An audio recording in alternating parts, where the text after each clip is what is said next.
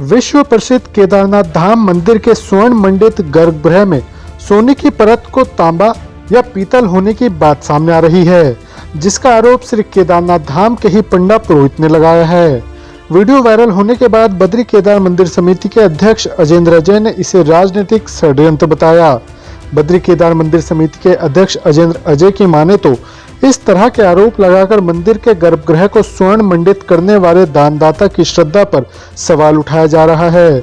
वहीं जो लोग इसको राजनीति का रंग देने की कोशिश कर रहे हैं, पहले वो बताए कि उनके समय में कितने मदरसों को दान दिया गया। देखिए, ये बेहद दुर्भाग्य की बात है कि कुछ लोग राजनीतिक स्वार्थों के वशीभूत होकर के एक षड्यंत्र के तहत में श्री केदारनाथ धाम की छवि को धूमिल करने का प्रयास कर रहे हैं। मैं आपके माध्यम से अवगत कराना चाहूँगा कि गत वर्ष महाराष्ट्र के एक दानी महानुभाव ने श्री बद्रीनाथ केदारनाथ मंदिर समिति के समक्ष इच्छा प्रकट की थी कि वो केदारनाथ धाम के गर्भगृह को स्वर्ण मंडित कराना चाहते हैं। बद्रीनाथ केदारनाथ मंदिर समिति ने अपनी बोर्ड बैठक में प्रस्ताव पारित करके उस पर व्यापक विचार विमर्श करके निर्धारित प्रक्रियाओं का पालन करते हुए दानी महानुभाव को केदारनाथ गर्भगृह को स्वर्ण मंडित कराने की अनुमति दी। इसके एवज में ना ही दानी महानुभाव के साथ में किसी प्रकार का कोई समझौता किया गया और ना ही दानी महानुभाव की ओर से हमसे कोई शर्त रखी गई और ना ही उन्होंने इनकम टैक्स में छूट प्राप्त करने के लिए हमसे ATG का सर्टिफिकेट मांगा और ना ही हमारे द्वारा उनको ये प्रदान किया गया। मंदिर समिति ने भारतीय पुरातत्व सर्वेक्षण विभाग के विशेषज्ञों की देखरेख में ये कार्य संपादित करवाया और ये भी मैं स्पष्ट करना चाहूँगा कि दानी महानुभाव के द्वारा स्वयं के स्तर से स्वयं के ज्वेलर्स के माध्यम से ये कार्य संपादित कराया गया और इससे पूर्व वर्ष 2005 में इन्हीं दानी महानुभाव ने श्री बद्रीनाथ धाम के गर्भगृह को भी स्वर्ण मंडित कराया था और इन्हीं ज्वेलर्स के माध्यम से उन्होंने ये कार्य संपादित कराया था। दानी महानुभाव की जो निश्चल और निस्वार्थ भावना थी, पावन भावना थी कि केदारनाथ धाम के गर्भगृह को स्वर्ण मंडित कराने की और इसके एवज में उनके द्वारा मंदिर समिति से किसी प्रकार का कोई लाभ भी प्राप्त नहीं किया गया, ना ही उनके द्वारा अपने नाम की अपेक्षा प्राप्त की गई। लेकिन दुर्भाग्य की बात है, इस सब के बावजूद कुछ लोगों द्वारा दानी महानुभाव की मंशा पर सवाल उठाया गया कि सोने की जगह पीतल की परतें लगाई गई हैं। तो ये स्वाभाविक रूप से बहुत ही दुर्भाग्य की बात है और इससे जो अन्य दानी महानुभाव भी हैं जो केदारनाथ बद्रीनाथ धाम में हमारे तमाम प्रोजेक्ट्स में सहयोग करते हैं, मंदिरों के सौंदर्यीकरण में, विस्तारीकरण में, यात्री सुविधाओं के विकास में जो दानी महानुभाव हमको सहयोग करते हैं, उनकी भावनाओं को भी ठेस पहुंची है।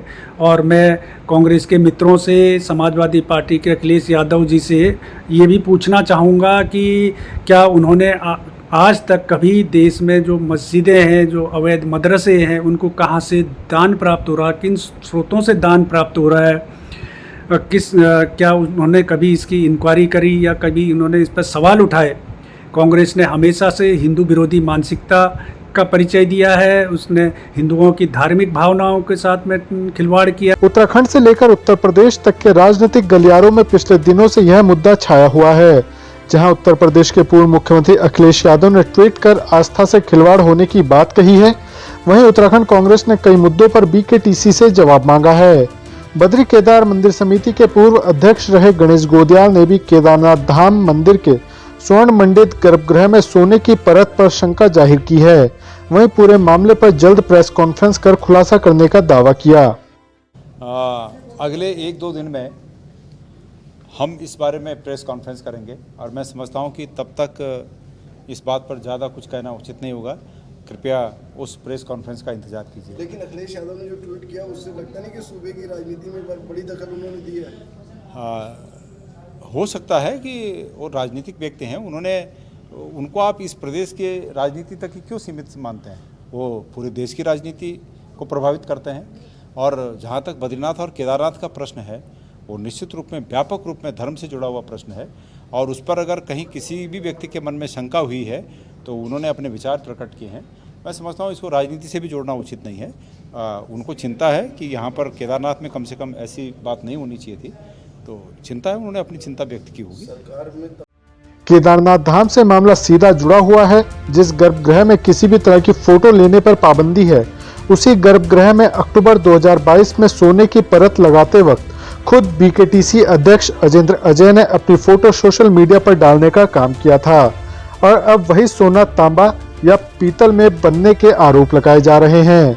बड़ा सवाल यह भी है कि उस दौरान कितने का सोना लगाया गया है, उसकी राशि को सार्वजनिक नहीं किया गया। केवल 550 से ज्यादा सोने की परत यहां पर प्रयोग में लाने की बात कही गई, जिसको दानदाता के कारीगरों ने ही केदारनाथ धाम के गर्भगृह में लगाने का काम किया। इन सब के बाद जहां अब बीकेटीसी ने अपनी जांच में सब कुछ सही होने की बात कही है, लेकिन वहीं केदारनाथ धाम के तीर्थ पुरोहित अभी भी लगातार स्वतंत्र एजेंसी से जांच कराने की मांग कर रहे हैं।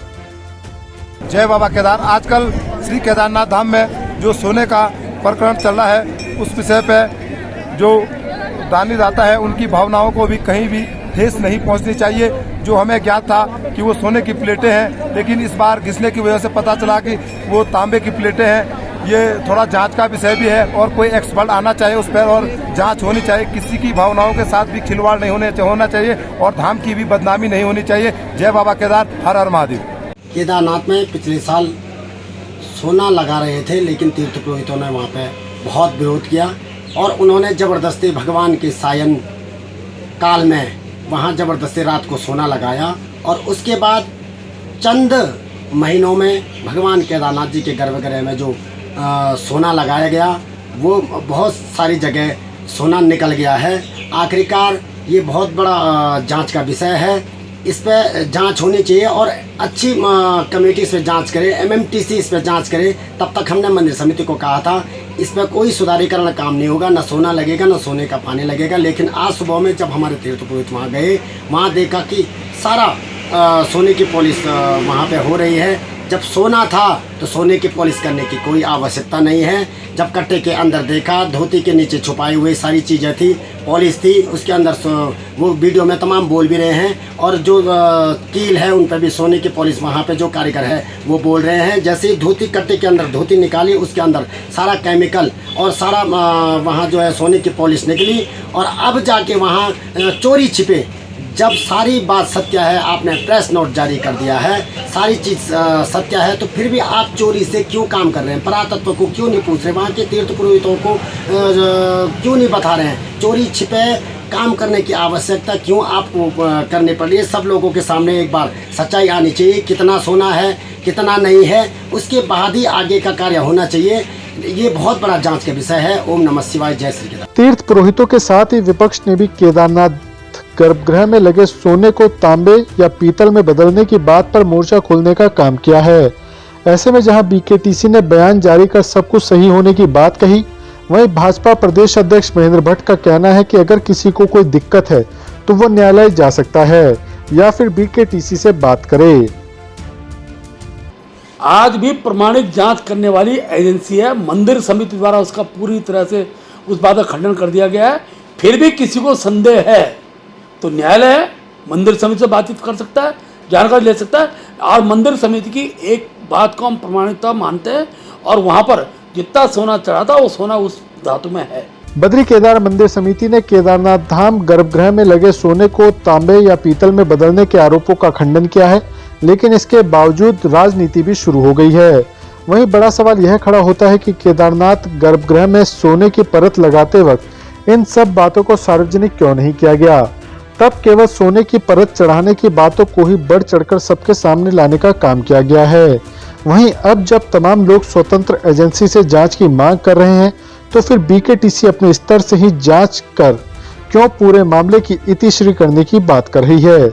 अपने सहयोगी रुपेश नेगी के साथ अजीत काम्बोज, देहरादून।